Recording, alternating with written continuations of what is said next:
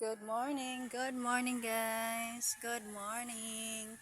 Happy Friday po. Happy Friday everyone. Happy Friday. Ito nagwawalis yung anak ko guys. Magdidilig ako ng mga gulay ko guys. Alugbati. Medyo basa pa pero dagdagan ko ng konti para hindi siya matuyo. Dahil mukhang lalabas si Haring Araw ngayon. Good morning guys. Happy Friday everyone. Good morning.